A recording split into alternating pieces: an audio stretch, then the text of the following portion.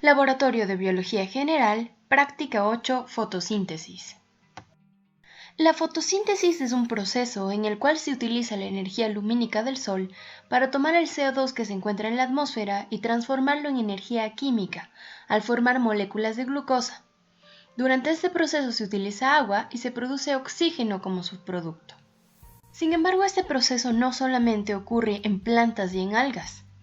Existen microorganismos como las microalgas, algunos protozoarios y bacterias fotosintéticas que también pueden realizar este proceso. De hecho, más de la mitad del oxígeno que se produce en la Tierra es generada por estos microorganismos que viven en el mar. Este proceso ocurre dentro de las células vegetales en estructuras conocidas como cloroplastos. El proceso se divide en dos etapas. El primero, reacciones dependientes de la luz. Posteriormente sucederán las reacciones independientes de la luz o en las que se fija el carbono. La energía de la fotosíntesis se origina en el Sol y la luz que llega a la Tierra se comporta tanto como onda como partícula. Las partículas son llamadas fotones y son las unidades de luz más pequeñas. Los fotones oscilan a lo largo de un camino que se mide en longitud de onda. La luz emitida por el Sol contiene un amplio espectro de longitudes de onda. Sin embargo, los organismos fotosintéticos pueden utilizar una pequeña porción del espectro electromagnético llamado luz visible. Los organismos fotosintéticos poseen pigmentos que facilitan la captación de estos fotones. El color del pigmento depende de la luz que sea reflejada. Por ejemplo, si es que una planta es de color verde, es porque se reflejan las longitudes de onda de color verde y amarillo. Las longitudes de onda roja y azul son absorbidas por estos pigmentos y proporcionan la energía que se utiliza en la fotosíntesis. El pigmento de color verde más característico se llama clorofila y es el que se encuentra dentro de los cloroplastos en los tilacoides. Sin embargo, la clorofila A y B no son los únicos pigmentos que existen. También existen otros que funcionan como pigmentos antena, los cuales captan electrones pero no son centros de reacción. Las antocianinas, por ejemplo, son los pigmentos característicos de los frutos rojos. La colada morada está repleta de antocianinas. La xantófila es un compuesto de color amarillo característico de las hojas cuando se vuelven amarillas. Las ficoeritrinas son pigmentos de color rojo características de algunas algas rojas y por último las ficocianinas son características de las cianobacterias, es de color azul. Habíamos mencionado que dentro de las células vegetales se encuentran los cloroplastos, que es donde ocurre la fotosíntesis. La fotosíntesis se compone de dos tipos de reacciones, las dependientes de la luz y el ciclo de Calvin. Dentro de los cloroplastos hay pequeñas estructuras con forma de disco llamados tilacoides, que están rodeados por un espacio lleno de líquido llamado estroma. Las reacciones que sintetizan glucosa, es decir, el ciclo de Calvin, se llevará a cabo en el estroma, mientras que las reacciones dependientes de la luz se llevarán en los tilacoides. En la membrana de los tilacoides inicia la conversión de energía lumínica a energía química. Como podemos observar, en la membrana se encuentran fotosistemas, el fotosistema 1 y el fotosistema 2 que trabajan en conjunto. Los fotosistemas cuentan con una red de moléculas de pigmento de clorofila que absorben los fotones de luz. La luz, la energía lumínica recibida, excitará los electrones de la clorofila a un estado superior de energía. Los electrones excitados pasarán del fotosistema 2 a la cadena de transporte de electrones. Los electrones perdidos por el fotosistema 2 se sustituyen por un proceso llamado fotólisis, que consiste en la oxidación de una molécula de agua, y durante este proceso se generará oxígeno.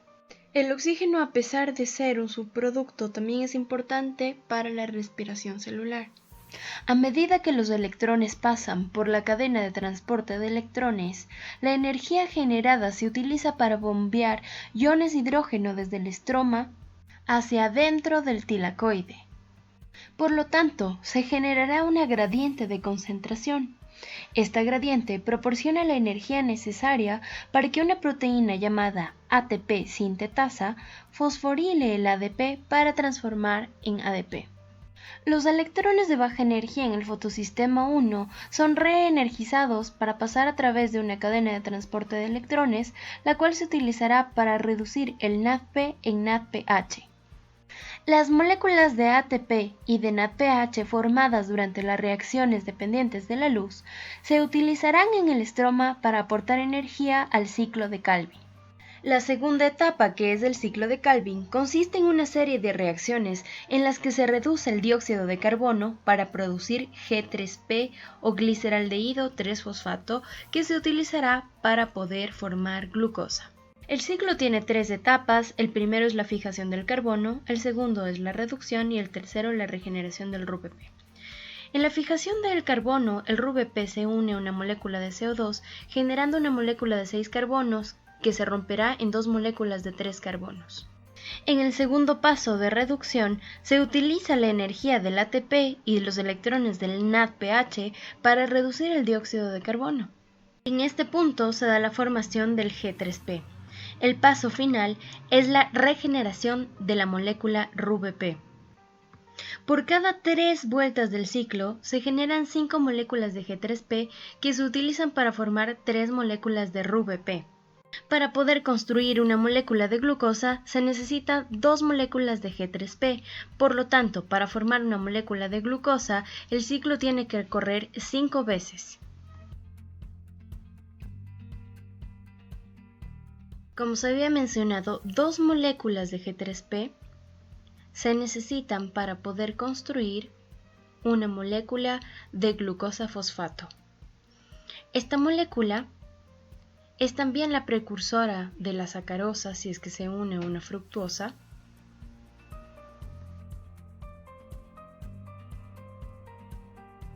O para poder construir polisacáridos como el almidón o la celulosa. La planta, por lo tanto, necesita de la fotosíntesis para obtener energía para la construcción de materia orgánica para poder desarrollarse y crecer. Hemos visto que las células vegetales tienen cloroplastos, sin embargo, ¿también tienen mitocondrias? La respuesta es sí.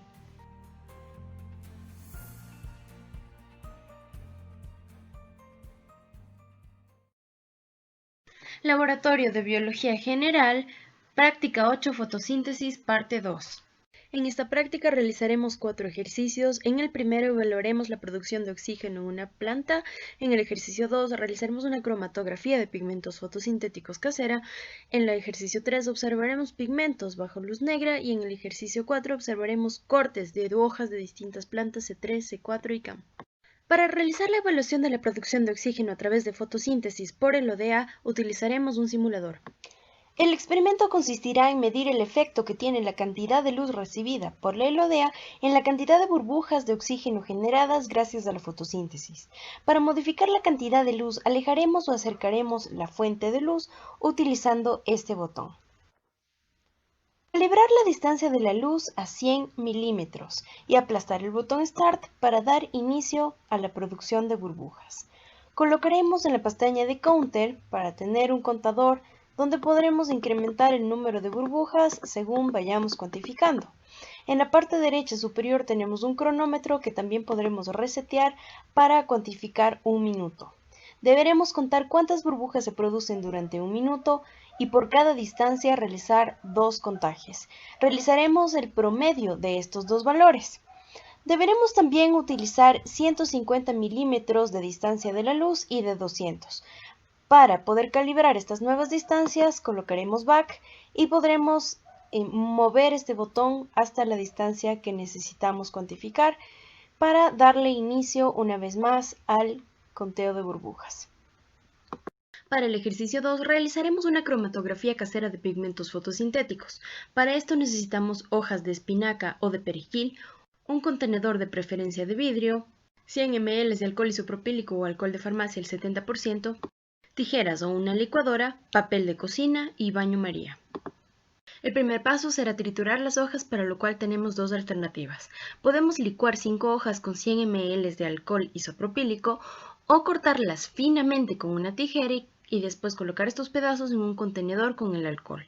Para promover que la clorofila sea soltada en el alcohol, se sugiere calentar por baño María durante 15 minutos. También se puede dejar durante toda la noche. Comprobar que el alcohol se ha tornado verde. Paralelamente, cortar tirillas de papel de cocina absorbente de 15 centímetros de largo y 4 centímetros de ancho y sumergir un extremo de la tirilla en el alcohol. Confirmar que el alcohol comienza a subir, ya sabemos gracias a la práctica 1 que esto se debe a la capilaridad. Esperar por 10 minutos para que los pigmentos se separen. Extraer la tirilla y dejarla secar. Reservar el extracto de pigmentos para el siguiente ejercicio. Dibuja en el cuaderno de laboratorio los pigmentos que se hayan separado.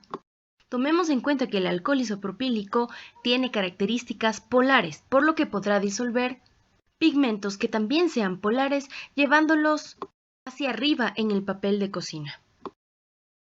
Para el tercer ejercicio, observaremos pigmentos fotosintéticos en luz blanca y en luz ultravioleta.